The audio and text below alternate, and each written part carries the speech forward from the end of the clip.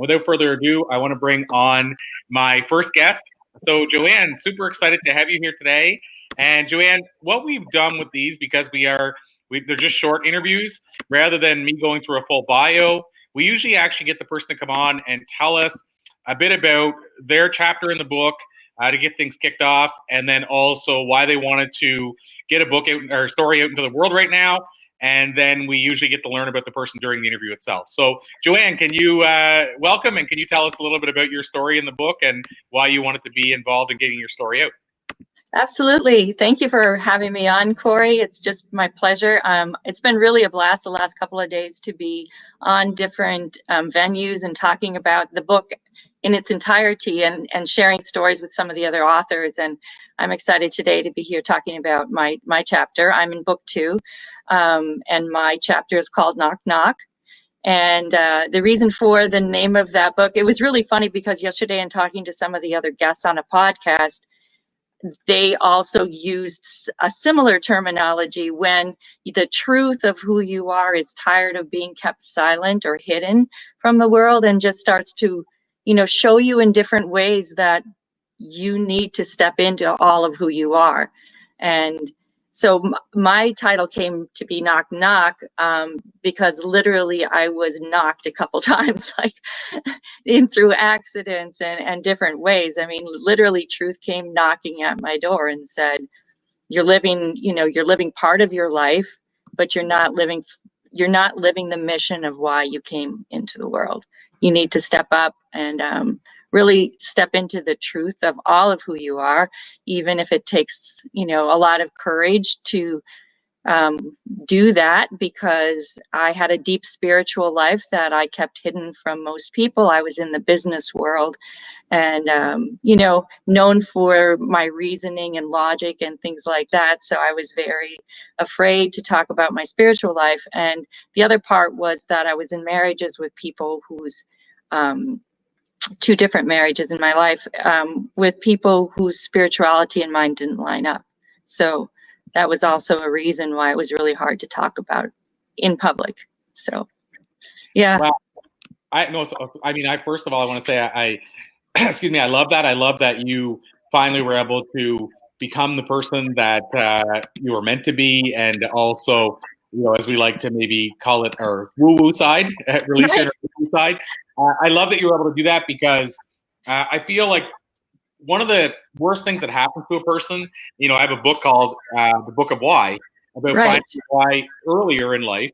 And one of the things I think for me that's the biggest travesty is when you hear that somebody went almost their whole life, some cases their whole life, without discovering what they were called to do, or, to your point, knowing what they were called to do, but not feeling they couldn't act on it. And so I love that you ultimately decided you had to act on it to be full as a person. So I'm glad you embraced that.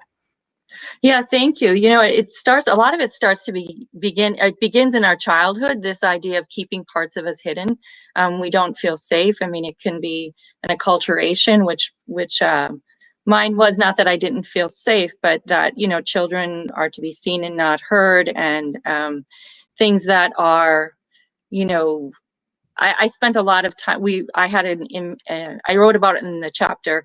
I had a really interesting childhood where I was in the midst of a lot of tragedy, calamities, death, just because my family had an ambulance service and a funeral home when I was growing up. And so it just altered you in ways, and there was a lot of, talk about a spiritual life. There's a lot of things going on with birth and death and everything in between, that as a child, I remember pondering, pretty deeply, and going out into the woods because sometimes you just needed to escape what was happening.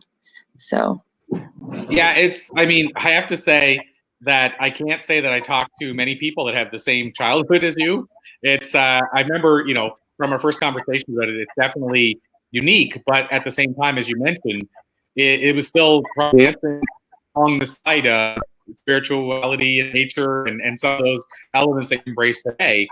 I will say, I'm glad, this is for people on the outside looking in, I'm glad you did embrace it because of the fact that we got a chance this past week, last Sunday or Sunday before, to do a vision board with you as part of a workshop. And if you would have never embraced that person you are today, I'm thinking it's probably less likely you would be doing workshops like that. Yeah, that's so true. And you know what's been really fun is in the last weeks, just out of the blue, I've gotten some emails from people who attended a vision board workshop with me in past years, and just saying that, you know, maybe it didn't all happen in the first year, but now it's been 2 years or 3 years, and not only did it happen, but it was magnified in ways they never could have imagined, which is, you know, what I talk about with that part of my work too, is that, you know, we can't conscript it and restrict it, what our vision is. We should put it out there and keep taking actions toward it, but leave it open to the universe, you know, to really help us manifest it in bigger and more amazing ways. Yeah, I think that's an important point. And you mentioned that when we were doing the vision board, is that you shouldn't try to limit yourself or put a timeline on it that it has to be this week or it doesn't matter or it doesn't count. And, you know, and I think I mentioned like my last vision board that I worked on was, I think it was, let's see, I'm trying to think how long ago it was. But anyway, 5 years roughly ago, we put the vision board together. Most of the stuff was achieved in the first year or two, but even there was some stuff that was just achieved in the last 6 months from that original vision board. So imagine if we just said, well, the end of the year we didn't achieve it, let's scrap it and put a new vision board up and ignore those things we didn't achieve because we didn't achieve them in time. You know, I'm glad. Yeah. I was going to say, or to say, okay, that doesn't really work, I'm not going to even do that anymore. You know, that because that's something that people could do, but I'm just glad they keep coming back and doing more. But you know, you come to a really important point too, Corey, and that is, I mean, it made me think of it, is we can think that the vision that we had was completely manifest, but what I have found is the next year it continues to grow, and you know, you thought that it was there, but it wasn't. It's still moving. I think, you know, because if that's still part of your life path, it just keeps evolving. It's beautiful. Absolutely. And now, I guess circling back to the chapter then, Yeah. can you talk about what was maybe I guess, and I know you touched on it a little bit, but can you talk about what was maybe the defining moments for you that you feel were that, you know, those moments where all of a sudden you embraced the thing that you were trying to hide from people, if you will? Yeah, absolutely. One of them was I ended up in the hospital all alone when I was 24 years old, I believe, 25, somewhere in there, down in North Carolina.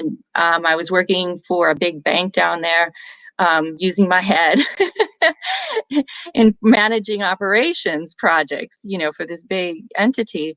And I ended up with this really sick, and nobody could figure out what it was. I ended up, I mean, it reminds me a little bit of what's happening now. I ended up at the end of a ward in quarantine from the rest of everybody, and the people that cared for me would come in completely covered because they couldn't figure out what was making my organs enlarge. And it just it was happening, and it was going from one organ to another. And I really thought I was going to die. I didn't. And one day, when it was, you know, when I was probably to the point where I just really thought, this is it. You know, and then all of a sudden this peace just flooded over me. And then I thought, oh, I really am going to die. I have this amazing peace, like this angelic realm is surrounding me and inside of me. And this prayer that I said as a child came into me like, angel of God, my guardian dear. And I just thought, okay, you're here. I'm okay. No matter what happens right now, I'm okay.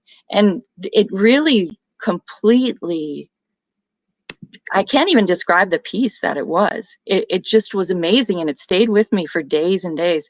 But I started to heal at that point. And a doctor came in, you know, a couple hours later and said they finally isolated the bacteria, and they were going to, you know, start treating it with antibiotics, and that would, you know, take care of that.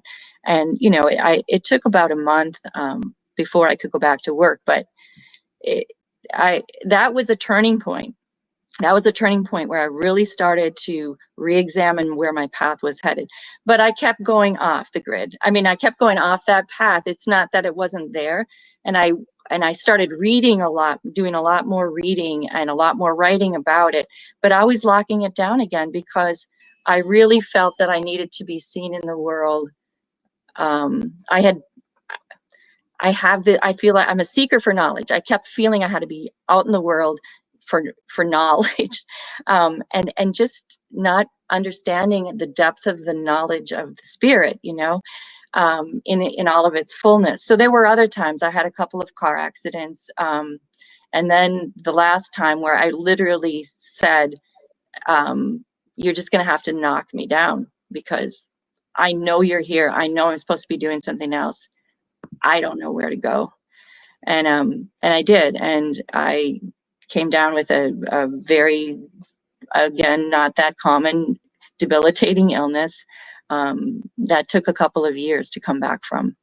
And it was really the outpouring that came from it that also made me know that spirit works through so many people around us, that you're just never alone. But literally, knock knock was to me like, I kept shutting the door. The door would be open a little ways, and I would go a little further, and then the door would move further out from me, and they would come knocking again. So I mean, it wasn't the same door. It was like this door, then this door, then this door, then this door. But it just, you know, now I mean, it's different for me now. Now every day I ask for that door to be open, and I ask for what can come to come. And often you have no way of knowing where that's going to take you. You feel rudderless a lot, you know, and it's really important to go to that inner compass. That's what I always call it, to say, well, you know, the truth of who I am is my compass, and I will be okay as long as I follow that truth. Wow. Well, Joanne, and there's never enough time for this. Never enough time. But I'm going to call it a to be continued with your permission. I know we've had you on recently for an interview, but I'm going to call it a to be continued because, you know, I want to keep this conversation alive.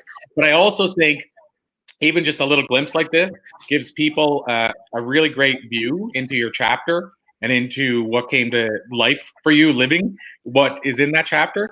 So I want to, first of all, thank you so much for joining us today. But I also want to ask you maybe the most important question, which is how can people learn more about you or connect with you further if they want to learn more? I mentioned your vision workshop. I know you do other classes. So can you tell people where they can find more about you and maybe a hub they could go to?